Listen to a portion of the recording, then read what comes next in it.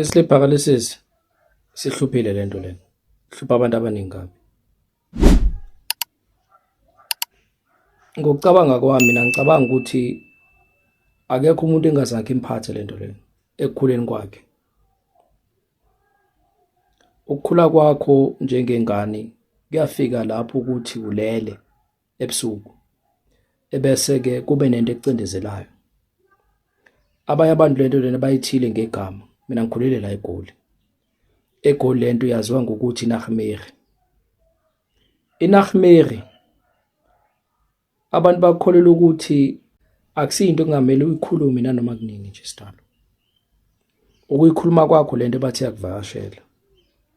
Kodwa ke lento ngendlela ejule ngayo kusuke kuyisimo esomoya esikhuthaza ukuthi uvuke. Lento ifika kakhulu mengabe uyaqala ke ukuthi wenza into ze-meditation uzindle yonke lento. Kunesigaba ekumele undlule kuso esokulethela impumelelo ngesimo somoya ukuthi ukhule. Kuyaba khona abantu basho ukuthi hayi lesa sikhathi lento yenzakala ngibona ithunzi elimbi nje elindlulayo. Ngabona nje umuntu omile lapha ongibukayo. Ngokweqiniso lento lena kusuke kuyisimo sakho somoya ngale ekujuleni kwakhona. Engazi ukuthi abantu abaningi lento ngeke baze bayikholele ngoba kunalesimo lesi esenza ukuthi abantu bakholele ukuthi lento inemimo emibi eyenzakalayo ngaleso sikhathi leso. Kanti ngokweqiniso kusuka kuamandla wakho ke lawo avukayo.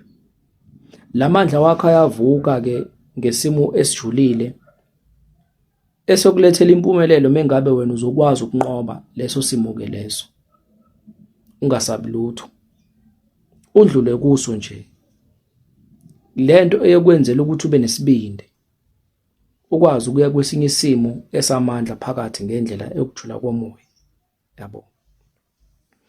Manje vele ke abantu lento bayikholera kakhulu ukuthi kusuke imimo emibi kanti lutho. Nami lesimo lesi ngiyasazi ngandlula kuso leso simo leso. Lento futhi kade ngithanda mina ingiphatha njalo. Kodwa ngafundiswa ngumuntu. Ngayeka lento ukuthi ngimemeze ngithi ngibiza igama. Asho phela manje lesikhathi umuntu asakhula kade akholela ukuthi uJesu yonke lento leyo inkosi nomsindisi. Uthi moyibiza legama, uthi mobiza lelo gama leli ithule. Kahlahle kusuke ukuthi imobiza legama leli ezama ukuthi ungakhuphuki kulesi simo lesi siphezulu ngoba ukunqoba kwakhe sleeping paralysis akumelanga ubize umuntu. Kumele wena nje uyinqobele ngaphakathi. Mina ngafundiswa ngumuntu nje. Yathi lento imeyenzeka ngangasabi mina zange ngisabe mina. Lelo la ngwaphela ukusaba. Ngathula ngathi ngabona yonke into eyenzakalayo. Umoya wami kade uphansi. Emva kwalokho azange iphinde ibuye lento le. Kodwa ke isimo sami somoya saba ngenye indlela. Isimo samandla kimi sajula kakhulu. Ngaba nolwazi lokuthi lento kahlahle idinga ukuthi uyekelele futhi ungasabi. Uthembe ukuthi ayikho into embi ezoyenzeka. Manje vele phela mengabe lento iyaqala mhlawumbe endaweni abantu abayazi mhlawumbe ingane ichaza ukuthi hayi kwenzakala ukuthi nokuthi ebusuku. Awuthola ulwazi. Uzokholelwa ukuthi imimo emibi. Indlela edume ngayo lento lokuthi lento mekhona kusuke imimo emibi. Kusokukhona umoya omubi vele lapho ngaleso sikhathi. Lethunzo libonayo imimo emibi. Kanti lutho. Esikhathini esiningi kusuke kuumoya ofuna ukudlula ke esimeni kade undlule kuso wena useseyingane sengiyabhekisa mhlawumbe itrauma. Eyaphendula leso simo ke leso ke kubonakala engathi isilwane ethunzi limbi. Ekumele wena usinqobe. Yazi kuba nalento ukuthi you must face your demons. Mengaba ukwenzi lokho yonke lemimoya lena ekuwena kahle kahle ekujuleni kwakhona izophazamisa into eziningi kabi empilweni yakho ngesimo somoya. Futhi leli hlangene kakhulu nokuthi usabe. Okwakho nje into yokuqala ukuthi unqobe ukusaba lokhu kwenzakalayo ngaleso sikhathi. Manje lento ithi mayifika uyasaba kakhulu ucabanga ukuthi mongaziyekelela nje kanjalo. Ucabanga ukuthi mongaziyekelela kungenzeka ukuthi ufe kanti lutho. Ngeke uzufe nje. wena usungayithembi kakhulu ukuthi ukuyiyekelela lapho njengoba lesimo lesenzakala ngeke kuze kube nokufa ngaphakathi okwenzakalayo. Wandlula kuleso simo ke leso ubone ukuthi hayi nginqobile la, lento ngeke iphinde ibuye. Kufana nokuthi you have conquered your demons. Angithi awusasabi manje, ngeke kube kulesimo lesokuthi hayi ngiyakhuleka manje ukuthi uNkulunkulu angisize. uNkulunkulu wakho ungaphakathi, okwakho nje ukuthi ube nesibindi ungasabi lutho, bese leso simo leso ngeke siphinde sikuphathe. Kodwa ke sleeping paralysis siyajula kakhulu, kahle kahle kumqiniso. Mozondlula kulesimo lesi sleeping paralysis kusuka kwamandla wakho avukayo, ama-abilities wakho adinga leso simo ukuthi undlule kuso ke ukuze ke manje ozokwenza okulandelayo ukukhuphula emandleni. Kodwa ke waqala ukuthi uyasaba ke yonke lento lena ke hayi ngeke uzikhuphe kuye phezulu. Angikhulumeni ngesimo sokuthi ube namandla, kodwa ke esinye isigaba ekumele undlule kuso ukuze ke wena manje yonke into oyenzayo ube nolwazi, ulwazi olujulile elokusondeza ke empumelelweni ukuthi lento kumele uyenze ngesimo somoya ukwazi ukuyinqoba uzofike la kumele uye khona. Kusuka kuyilokho nje. Kodwa ke moqala ukuthi undlula ku sleeping paralysis kukhona amandla wakho avulekayo ukuze ke lokho kufezeke. Lento evelayo ungayisabi wena kahle kahle. Fana lento le ukuthi uphuphe mhlambe sithi uyaqala ukuba nesimo sokwenza into efana ne-meditation yonke into le, wena ukholelwa ukuthi into evelayo eyisimo esibi esithusayo idemon, kanti lutho isimo sakho ngokomoya owandlula kuso mhlambe kwama-trauma. Kungenze ukuthi i-trauma lena akusile trauma yalempilo le, awukazi ube ne-trauma, mhlambe ke impilo phambilini ungakabi nalempilo ephila manje. Kuvuka leso simo ke leso kuwe sivela ngesimo sokuthi sifuna ukukuthusa ukuthi lento lena uyiyeke. Kodwa ngokweqiniso asikuthuseli lokho ukuthi uyiyeke lento. Siyakufunda umqondo ukuthi lento oyenzayo uyayazi noma mhlambe uzalana uzothatha ama-chance. Ngoba phela indlela yomoya khulume nje iqiniso ayikho mnandi. Akufanele futhi ukuthi indlela yomoya ibe mnandi. Mengabe indlela yakho yomoya imnandi ilula ayikuthusi ukuthi ufunde ukuthi ungasabi. Ayikho wena into oyenzayo. Kula kahle kahle uhamba khona ebumnyameni. Ngoba ubumnyama obuletha ukukhanya phakathi empilweni yakho kumele buvele ukuthi kukuthinde eindaweni la uzokwazi ukuthi uthole khona amandla ungasasabi lutho ukuya phambili. Ngoba phela kusizi mozoqala ukuthi wenze into ezomoya njalo wena konke kumnandi nje. Kuyakhanya awuxabani nabantu, ayikho into oyenzayo.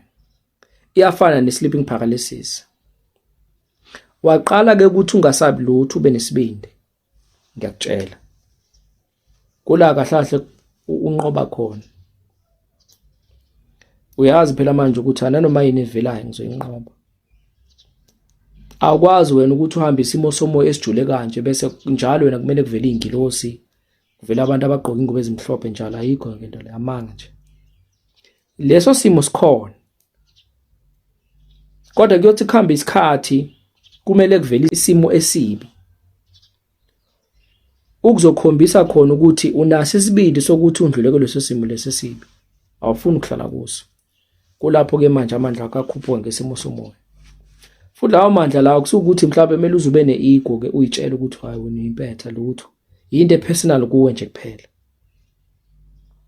Into nje epersonal kuwe nje kuphela. Yezwa. Ekukhuthazayo ukuthi unqobe izinto eziningi. Moku sleeping paralysis kahle kahle usuke usemkhathini ke manje ngokujula i-universe engaphakathi ekuvezela ukuphila la uphila khona nala ungekho khona emhlabeni kodwa esimeni esijulile. Khona okuvulekayo lapho ngaleso sikhathi okuyisiqiniseko sokuthi kuvela izinto ongayijwayelanga ezizokuthusa. Awuyijwayelanga zonke into lezo. ngoba uyaqala nje ukuyibona uzothuka vele. Kodwa ke phela ukukhombisa khona ukuthi ukuthuka kwakho kuhambe kuze kufike kuphi, ngoba kahle wena kumelanga uthuke nje kuphela. Yebo okokuqala lento mayenzeka uzothuka vele, kodwa ekuhambeni kwesikhathi kumele ufunde ukuthi hayi ungayisabi lento le, ngoba kahle yonke le mimoya emibi oyibonayo usuke uyibona wena.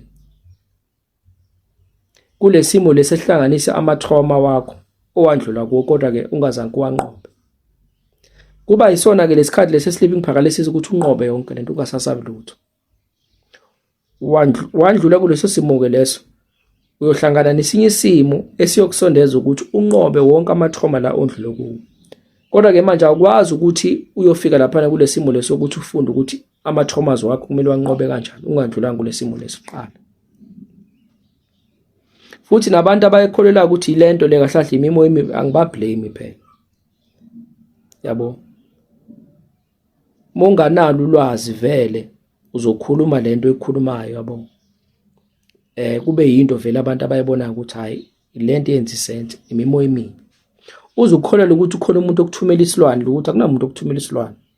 Futhi waqala ke ukuthi uyikholele lento ukuthi kunomuntu okuthumela isilwane, hayi izoyenzakala njalo lento le. Izoyiveza ngathi khona umuntu okuthumela isilwane.